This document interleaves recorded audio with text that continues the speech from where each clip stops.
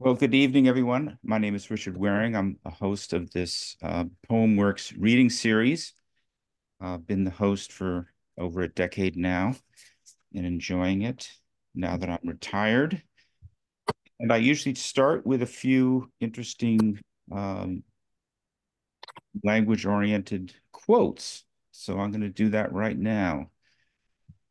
When asked what his advice is for aspiring writers, the novelist Richard Ford said, try to talk yourself out of it. As a life, it's much too solitary. It makes you obsessive. The rewards seem to be much too inward for most people, and too much rides on luck. Other than that, it's great. The British documentary filmmaker, Tom Mustill, says, and this is sad for us nature poets, to be alive and explore nature now is to read by the light of a library as it burns. Annie Dillard, in her book, The Writing Life, refers to a succession of words as a miner's pick. If you wield it to dig a path, soon you will find yourself deep in new territory.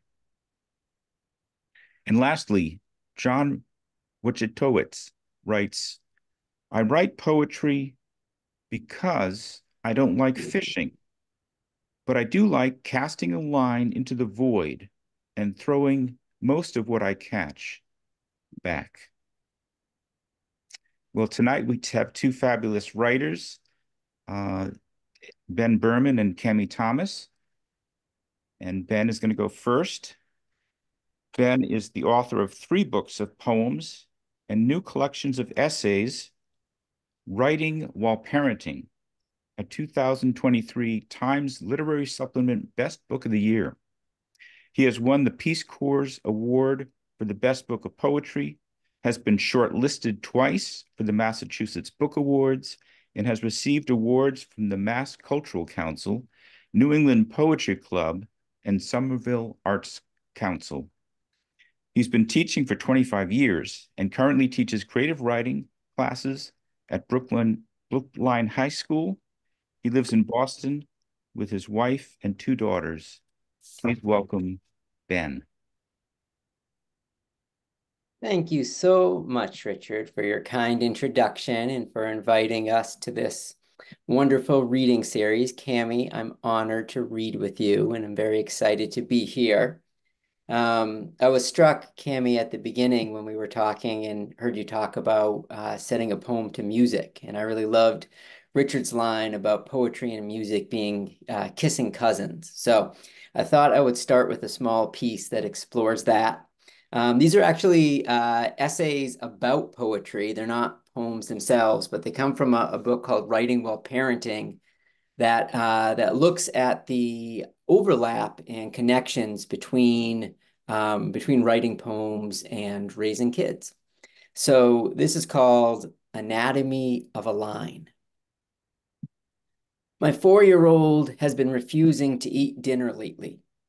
Sometimes she tells me that she's too tired to eat. Sometimes she protests the tiny specks of color that somehow made it into her meal. Once she tried explaining that some people are eating people and some people are not. At first, I thought I'd let her suffer the natural consequences of her actions. But once I realized that the natural consequences of her actions involved her waking me up at 2 a.m. to ask for a bowl of Cheerios, I figured I needed a new strategy. The other evening, I threatened to cancel dessert for the rest of her childhood if she didn't eat something for dinner. Fine, she said, staring me down. I want water with nothing. And as I sat there, pondering my next move, I realized that my 4-year-old might have very well just uttered a near perfect line of poetry. The ear is the only true writer, writes Frost, and this line highlights the relationship between music and meaning. The first half dances with an alliterative trifecta of W's: want, water, with, that deceives you into thinking that the line is going to be filled with pleasantries. But said alliteration is undermined by the dramatic repetition of trochees. Water, nothing. And those stressed, unstressed feet stomp down like an insolent child. However, the true beauty of this line is in the way that it plays with familiar patterns of language, manipulating a sentence structure that we normally associate with kids' meals. I want peanut butter with jelly. I want noodles with sauce. I want ice cream with sprinkles. The first half of my daughter's request fools us into thinking that she is going to follow this pattern. I want water with lemon, we half expect her to say. Or, I want water with a fresh sprig of mint.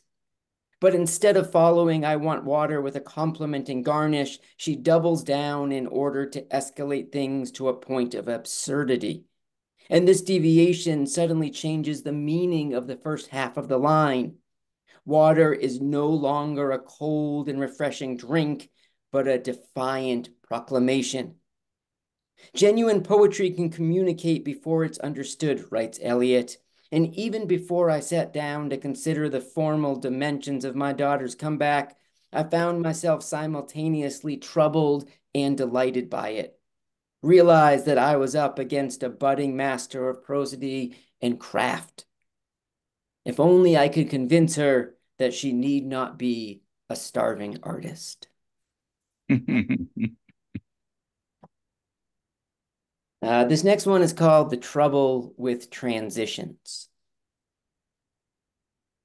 My daughters were supposed to be getting ready for bed when I walked into their room and found my 4-year-old naked, kneeling on all fours with her butt in the air, her older sister slapping her bottom.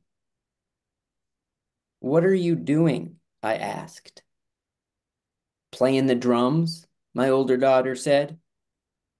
And although part of me was relieved to see my 4-year-old finally using her butt for something other than a wind instrument, I immediately stopped the show and escorted her to the shower. It got me thinking, though, about the difficulty of transitions in both parenting and writing. I am often amazed by how hard it is to get my daughters into the shower. And then once they're in the shower, how hard it is to get them out. And this feels eerily similar to the challenge of making my way from one stanza to the next. More often than not, this is a result of how I go about putting a draft together in the first place, which typically involves a series of false starts and frenzied free writes, frantic late-night calls to my muse, and failed attempts at remembering the epiphany I had in middle of the night. Before I know it, I've amassed a collection of undercurrents and overhauls that refuse to be shaped into a coherent narrative. At best, the writing process becomes a matter of culling through draft after draft after draft, then pulling my favorite passages and trying to create passageways. Every finished piece of writing only seems seamless.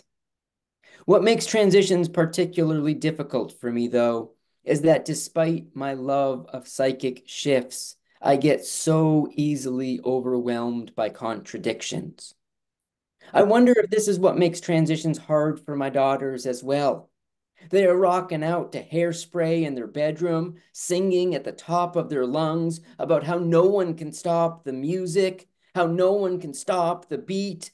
And then suddenly I barge in, stop both the music and the beat, and demand that they start their bedtime routines.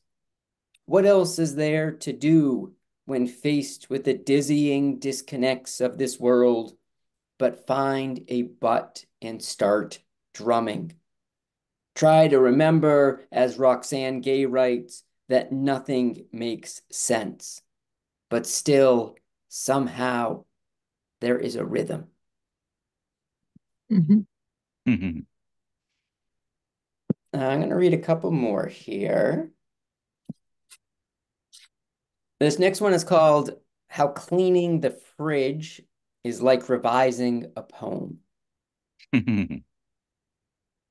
It always begins with that little old cup of leftover beans that's not quite moldy, but on its way. Or the container of mac and cheese that wouldn't fail the sniff test per se, but you could use the Tupperware for something else. Though now that you're looking around, you notice a half-eaten container of prunes. Prunes don't go bad, of course, but they don't go good either. And besides, a prune literally means to remove, so you might as well get rid of those too. It feels good to get rid of a little bit of clutter, to cut what can easily be cut, though you should probably call it quits for now before you get yourself into a project.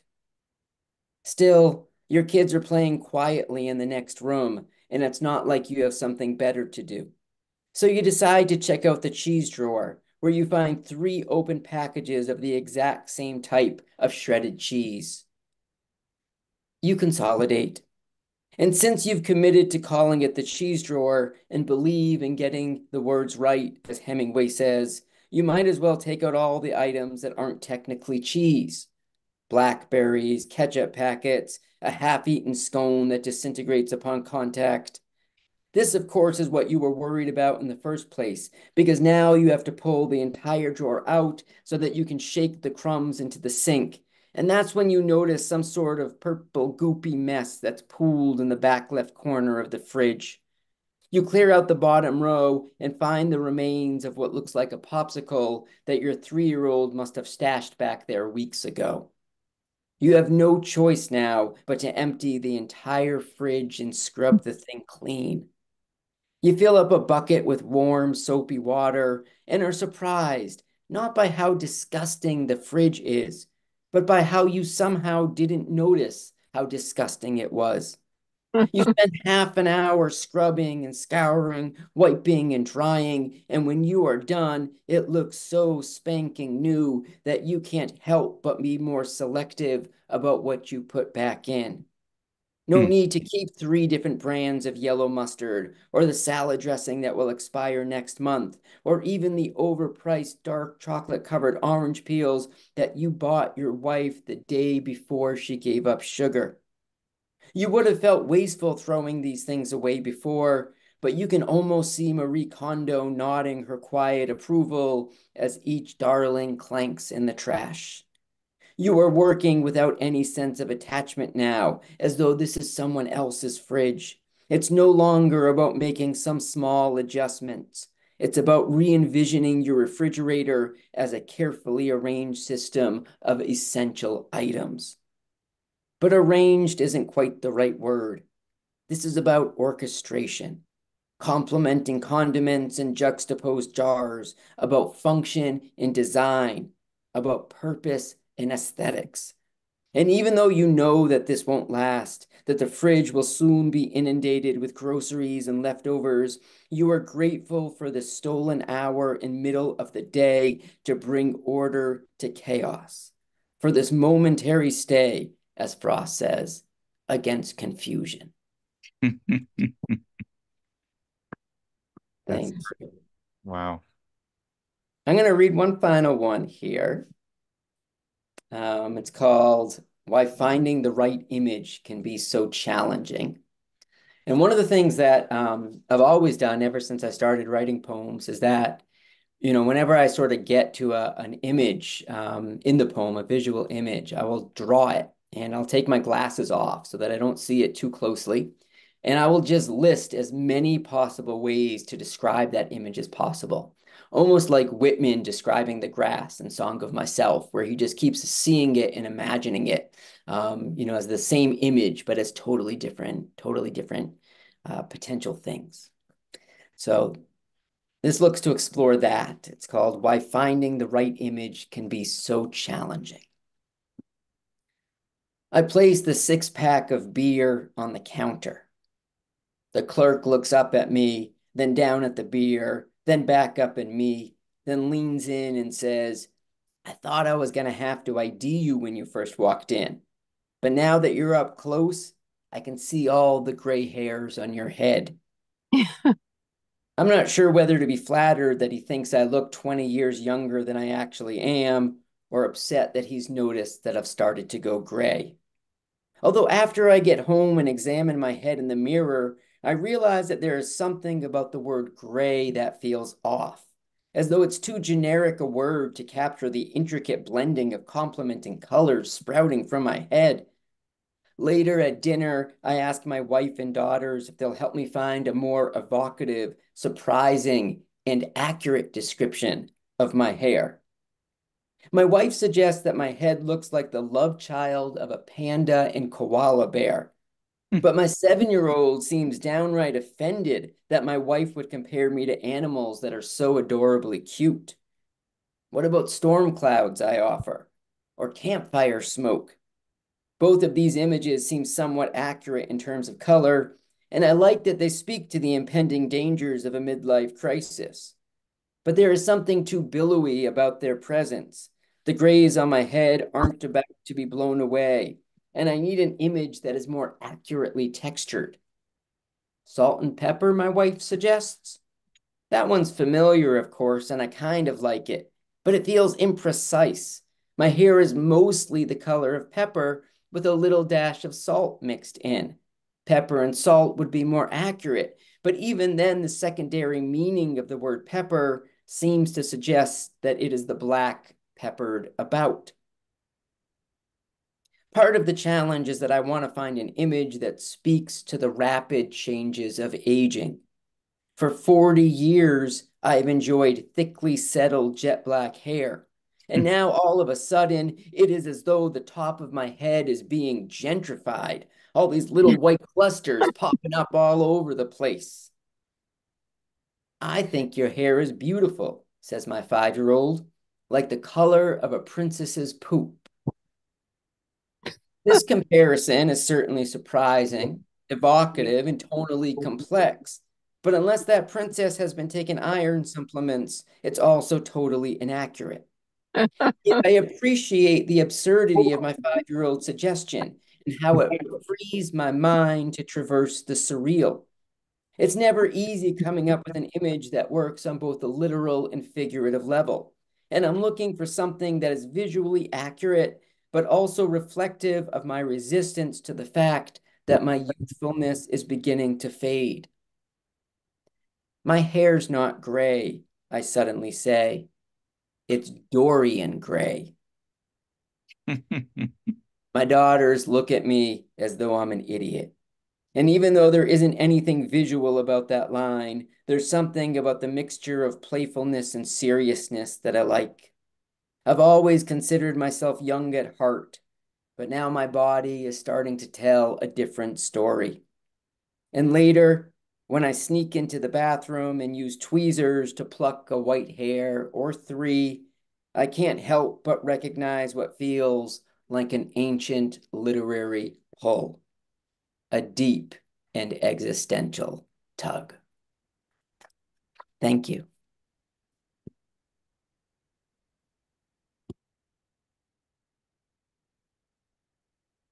Wow, that was great. Thank you so much. Thickly settled is something I haven't associated with hair before, and I really like that. I remember once my daughter, young in the back seat, I was saying I had silver temples that I didn't like, and she said, I like Shirley Temple. What are you talking about?"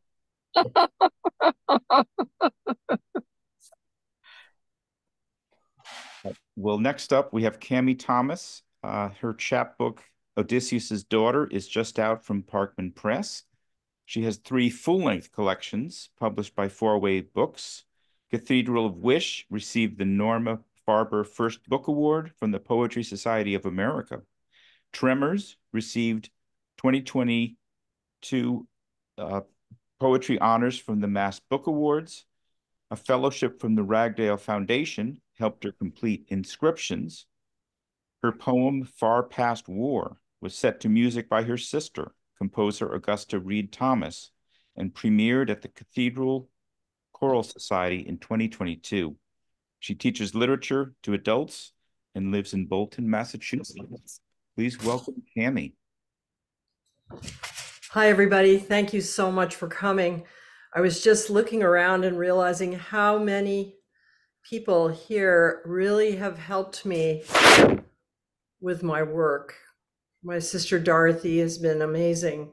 Roz, Cindy Anderson, Jennifer. Oh, I don't want to miss anybody out here, but everybody just has really, all of you, thank you. Thank you so much. And George as well. Thank you. Thank you. That was really a pleasure, Ben. Thank you very much. Those were funny and deep and great. This is my first opportunity to read from this book, Odysseus' Daughter, so I'm very excited. The poems were written over many years as I taught the Odyssey, a story I love. The first part of the book responds to episodes in the epic very directly, and the second part makes up some new characters kind of in the spirit of. So I'll read a little bit from each part. And I wanted to say too that one of the things that makes me happiest about this is that the illustration on the cover and front and back cover are done by my brother, Jim Thomas, who is an abstract artist. There was an artistic emergency with this book, and I sent him a text saying, this is what I need, and I need it in 48 hours. And I asked him for an Athena from the front that was really strong and kind of wild, and then an owl, a tiny owl for the back. And this is what I got. Here's the Athena. It was just amazing. Yeah. And then just a line drawing, really, with abstract lines. And I don't know if you can see the tiny owl back there, but there's a little flying. And, you know, most of the time owls are shown sitting with huge eyes. He drew it flying.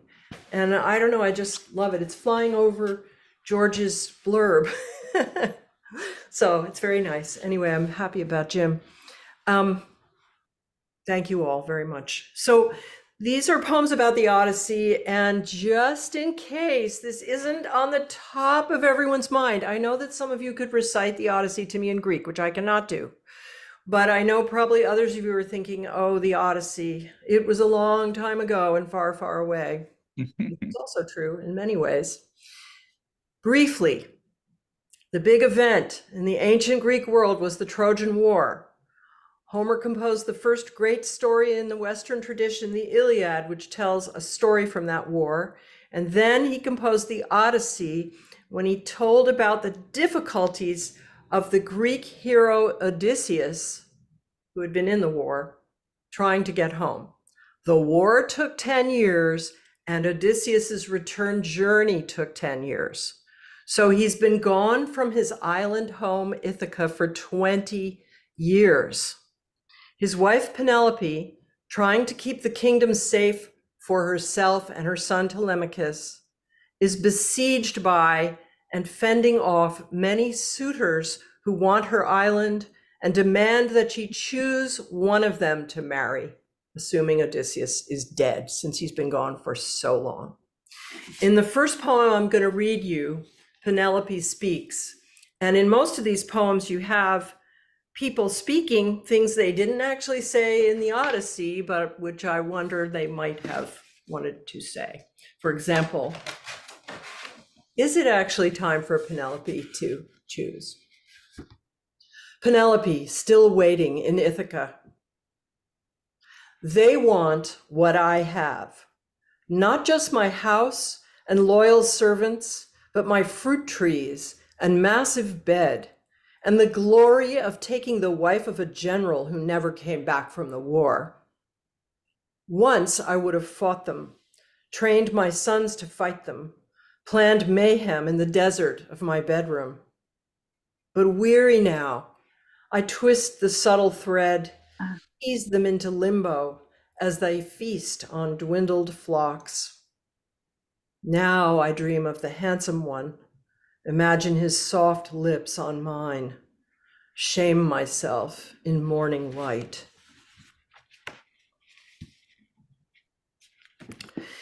At a certain point, Odysseus has lost everything. You sort of question his greatness as a hero when he comes home, you know, essentially naked and alone. His crew is gone, his ships are gone, his clothes are gone. And it really does seem, as he lands on one of these islands, as though he might drown. There are rocks and he can't get to shore. And then he is rescued by a nymph who used to be a human. So this is called Sea Nymph Leucothea. This is her speaking. Swimming beneath the dark waves, I feel the storm, pressure in my ears, and look up at Odysseus, his pale legs churning in the ridges, naked, alone, clinging to a spar. As a bird, I break from stinging foam, land on his broken mast. Once I was Ino, a human girl. Humans in the sea must breathe, unless the gods transform them. This man will be abandoned. The angry god will let him die. I remove my holy scarf to wrap around his middle, but as I reach, he shrinks away. In his face, I see I'm no longer human. Still, he takes the scarf, and it scares the water calm. I sink back into the cold, foreign gloom that's now my home. Turn, swim down.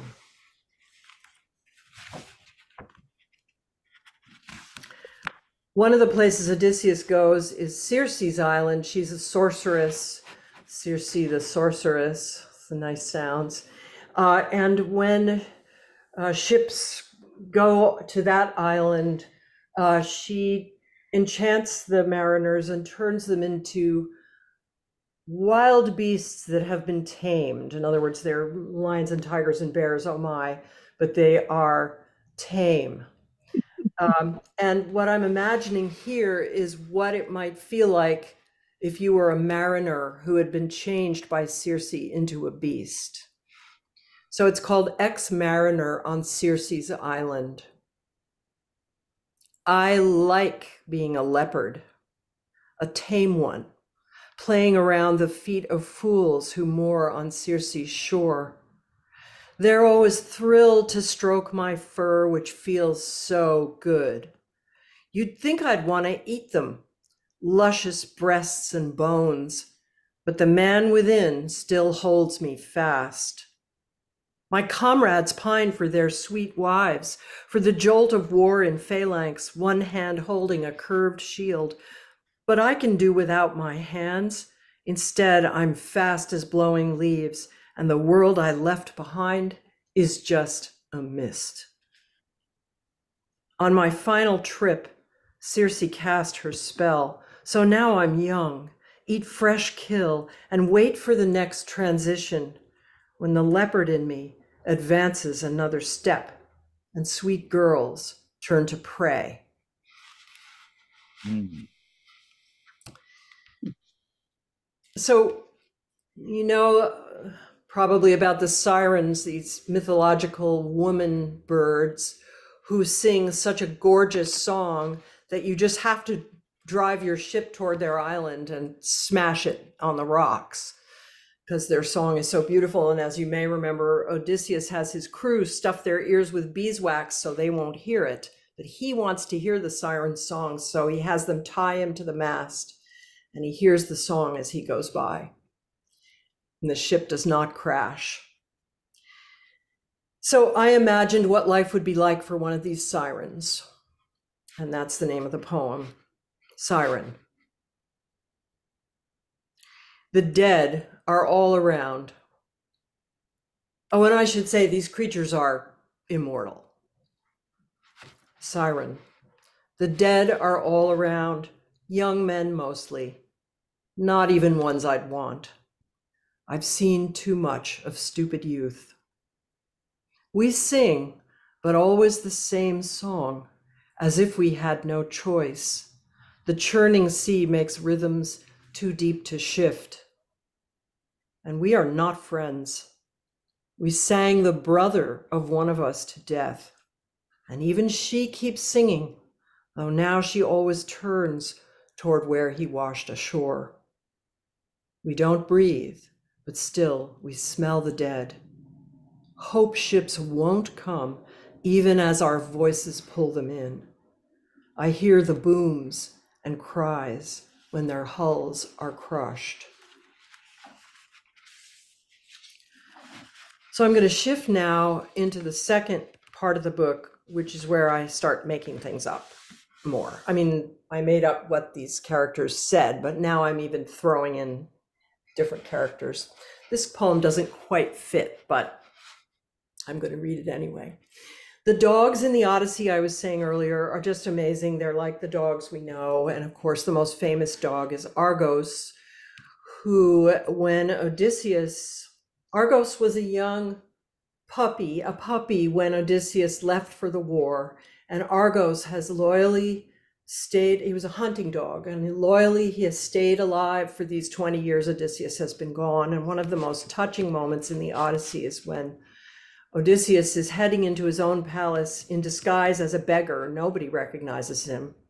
But the dog, who is old and lying on a pile of rubbish, looks at Odysseus, and Odysseus looks at him.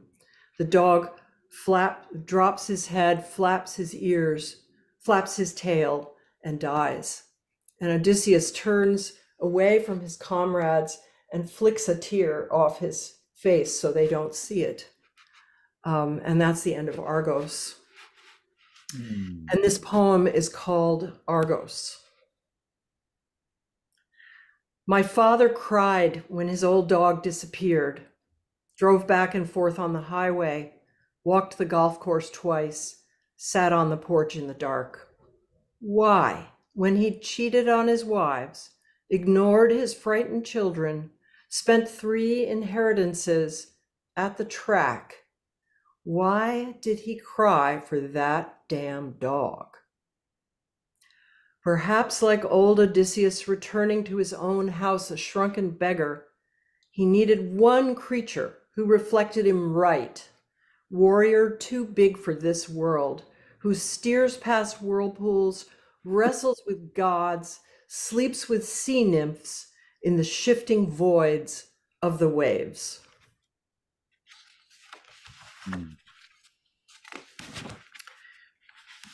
And then I have 2 poems that are about my sister-in-law, my former sister-in-law, who died some years ago of cancer.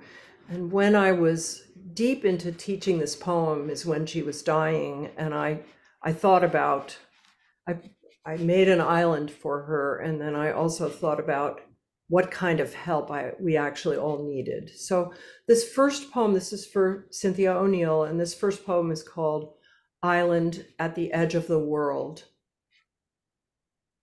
And then we moored our ship by the island of the girl without a stomach. She sat on an iron chair while fluids of death ran in and out of her, and all around her weapons of bright gods gleamed.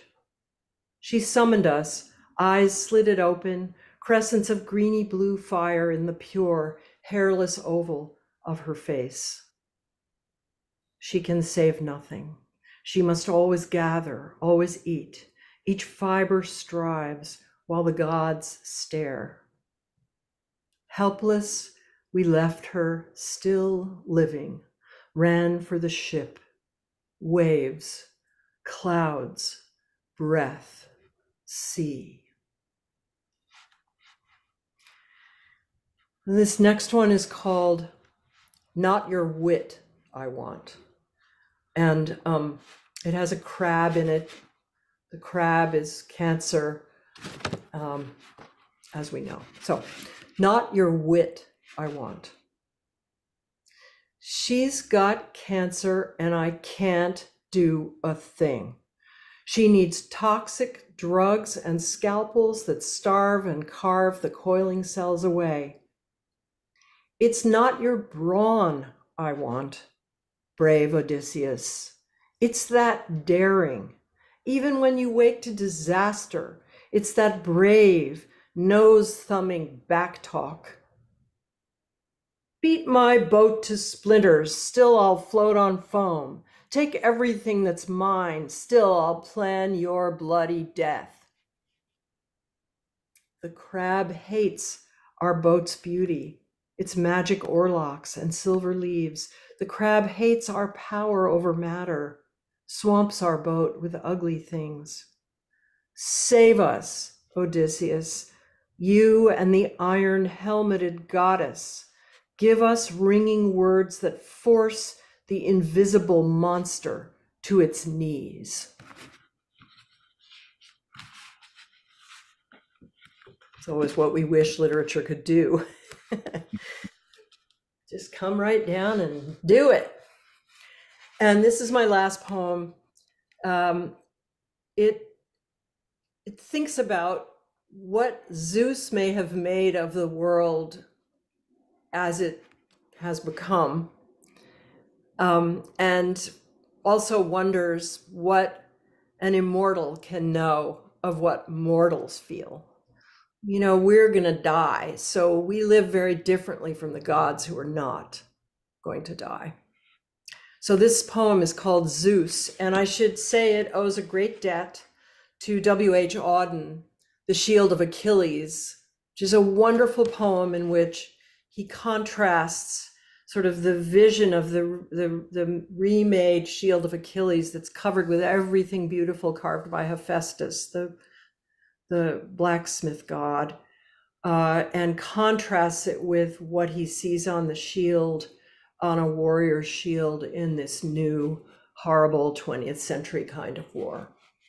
So, Zeus, with thanks to W.H. Auden.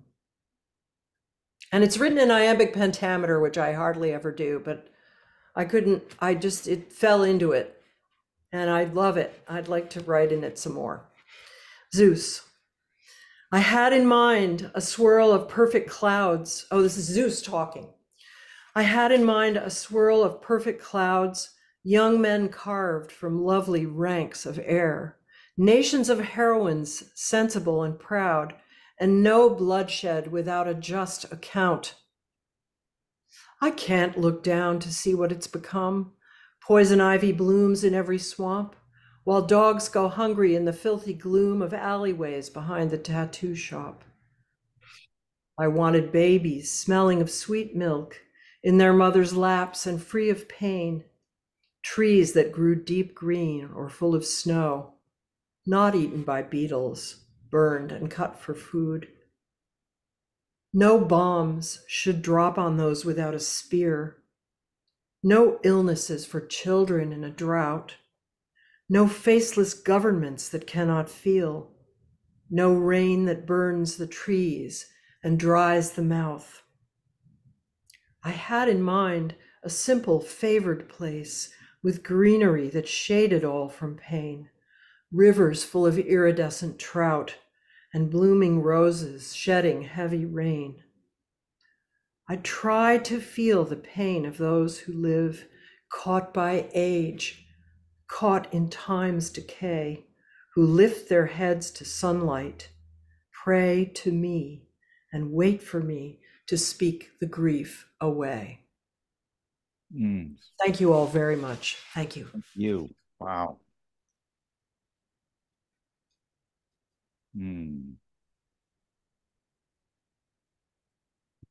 Wow. Thank you very much, Cammy. Thank you, Richard. Thank you so much.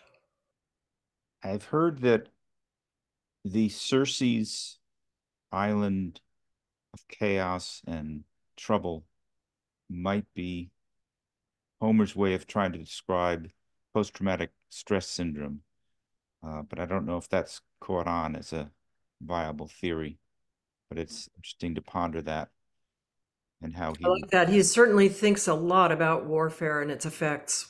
Yeah, how he really couldn't go home until he healed from that.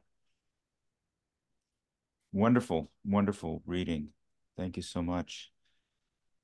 And now I'm going to open this to some voices in the room as well. And we're going to start with the open mic with David Miller. Thank you, Richard. Thanks everyone for being here. Cammy, I feel really fortunate to be among the people hearing your first reading from this new chapbook. Yeah, seriously. And Ben, I was thinking about while you were reading your essay about the connection between poem revision and cleaning the refrigerator. I'm pondering what that means in terms of our having municipal food scrap uh, pickups once a week, because it's so much easier to throw things out now. Anyway, I'll let that sit. So here we are. So for the poem, I'm going to decide to jump ahead to summertime. Just jump right over the spring and into summer. So this exact touch. On this inn's wide porch, our third summer stretches out with overhead canvas striped, sheltering breakfast tables in wrought iron companion chairs from afternoon's lightning rainfall. She and I bring books into dusk. Air bodies of moisture shift position in layers and patches. A small fog gathers, upright, below the apple trees. Mist curtains drop between hills like theater canvas. Sky forms fuse and drift. Continental cloud rafts go orange and pink. By degrees, it turns too dark to read, but not to watch. Such an evening, settled into our bodies like the deepest rooted in any memory, held like porcelain somehow still intact. July nightfall, a murmur made visible. Thank you.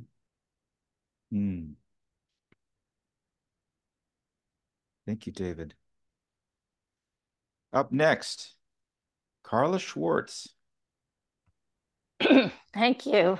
Thank you. What a night so far. And I have a little haibin here, and it's called Between a Rock and a Hard Place, a Wrenched Knee. The day begins with the forecast snow cast to the green branches of low hemlock and pine.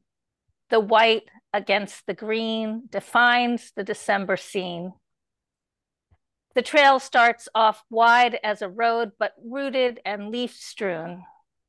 The snow hasn't held to the ground, but the sun won't emerge from the clouds.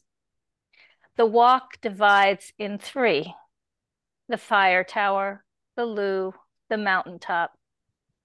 We are three as well, and I have no difficulty to keep up. At tower's height, we view fog, clouds in every direction. It's only because we miss a turn that we find the Soul Pit toilet fully supplied. We had started early, but the morning was eating itself.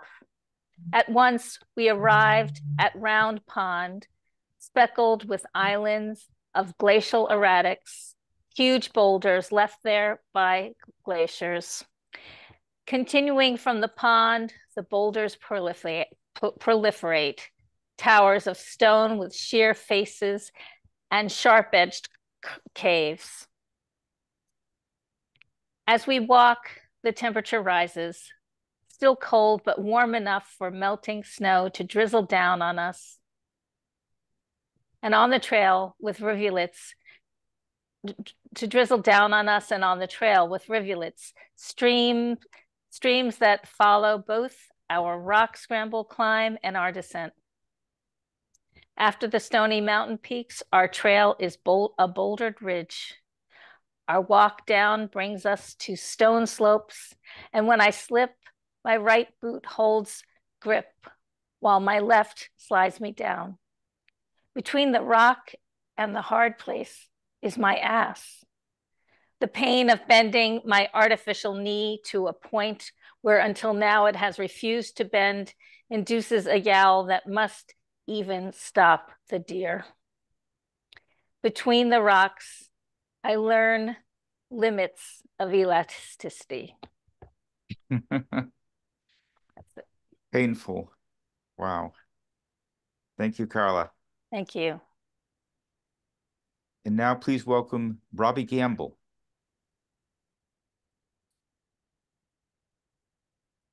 Thank you, Richard. Cammy and Ben, it's great to hear you read. It's an honor to be part of. Yeah, it's what a great evening. It's great to be a part of this. I'm going to read a poem that was published just yesterday in Rise Up Review, and I apologize. David heard it a few days ago when we did a joint reading at the Open Door. It's called "When I Wrap the." Oh, and just as a background, I worked as a nurse practitioner for many years at Boston Healthcare for the Homeless Program, and this comes out of that experience. It's called "When I Wrapped the Blood Pressure Cuff Over His Crude Swastika Tattoo." I wasn't shocked. Rather, I registered several points somewhere in between dyspepsia and disappointment on the clinical enmity scale. He had seemed mild-mannered when I elicited his symptoms, and I imagine it's easier to ride the rudder of professionalism when your own wan skin tone matches the patient. I was glad my Black, brown, and Jewish colleagues were spared his visit, though no doubt they all have their own encounters to slough off.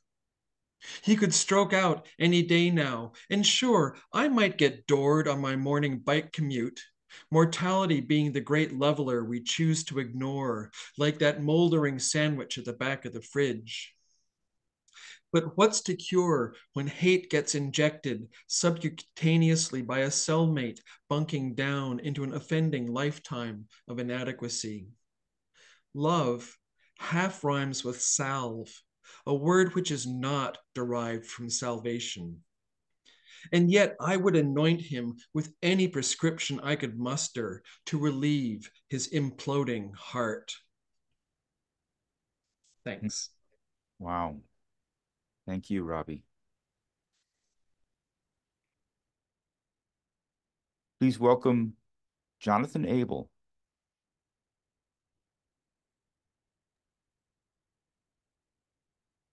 Wow, kind of blown away by that last poem, but this whole evening's been great. And I am a lover of the ancient Greek. So, Cammy, I'm going to run out and get your book. And oh, okay, so I guess my poem has to deal with my own brush with mortality. Far from home, maybe crossing Ohio. Tins of tea rattle in the galley. Julie considers which herbs might make me well. Run, roll, shift. Mostly I sleep. Street lamps flash by the windows, like portholes on a ship, like on a train, like the train that pulled us from Albany west to New Mexico. Through forgotten hills, carriage shaking, winds up from Greenville. Wheels sound, get up, get up, get up. Make my way, hold handrails, the headboard, the dresser, doors, hands on the jambs, fall, risk, fall, risk, fall, risk. There's a mug of tea by the bed. Julie settled on ginger, steams, scent, ginger spice to splice to heat, calories for the journey. Arrival time, unknown. The conductor walks the aisle, approaching another infusion way station. You're young, he assures. You'll get there, punches my ticket. Another half day waiting. Remember how it was when we didn't speak, when we were not scared. Wow. Excellent. Our penultimate poet, Kerry Loughman. Hello. Ben, it was so nice to hear you again read from that book. And I guess I got lucky because I heard different ones than I heard last year at the Brookline Library. Cammy, I was blown away, especially the poems to your sister-in-law just left me breathless. I think that you do very well and speak the grief away. My poem is very short, and it's titled Hunger. The days grow scant. Slant light stabs the mid-afternoon. Some people say that wisdom comes with age, but even I hunger for 6 more bites of apple in the garden. 6 seconds of pause before deep freeze. In our bones, that familiar ache of December. 6 more breaths before dying. Thank you. Wow. Wow. What an evening. Well, I'm going to wrap things up with a poem. I recently was in Germany to see my son, who plays oboe for the Chicago Symphony Orchestra. They were on tour. And I was in Cologne, Germany, and this came about. Lines composed while listening to Keith Jarrett's Cologne concert album, 50 years after its release, during a stay in Cologne, January 24th, 2024. What he did, tired, hungry, on a partially tuned baby grand, not the grand piano promised by the 18-year-old promoter in her first concert gig, in the minutes before midnight, after almost not going through with it, the creative urge coming just as it was needed, burning into the mundane mortal armament to where angels wait in their impatient glory to praise what is precisely at risk and precarious with downfall, all along asking not to be terrified with coming up short, because this love of what remains good, remains sound, is playable in the heat, yet to be released by no more than these hands, rolling like a fingery version of the sea, tectonic, resplendently resounding down through the decades, a horn of plenty, jamming my ears, where the slumber of reason brings forth the rise of blood, the tingle of touch, in the presence of all that can be, wave after octave. Amen.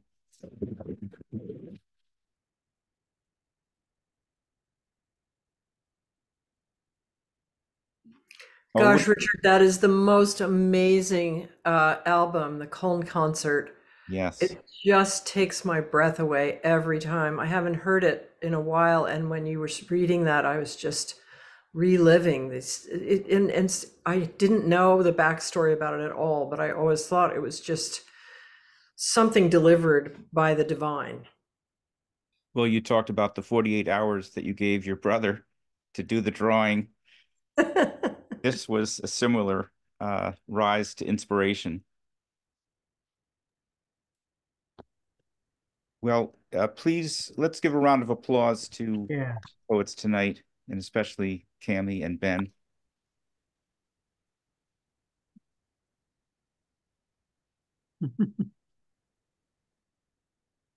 Right. Any more comments? No. It's an amazing night. Amazing, beautiful. Yeah. I just wanted to say thank you again, and amazing Ben, and what an incredible open mic. Wow. Yeah, and what warmth too from the audience. It's Zoom can be such a strange and surreal, place for poetry, but Richard, I think you've really created a beautiful space for people to share here. Yeah, that's true. Thank you. Amen. Yep. I haven't laughed this hard before, since Ben's reading was so great. It's just wonderful to laugh. Really. No. Thanks, everybody. It was great. Lovely evening. You, David. Yeah. Take care, everyone. Yeah. Yep. Take care. Bye-bye. Thank you all so much. Oh, thanks very much.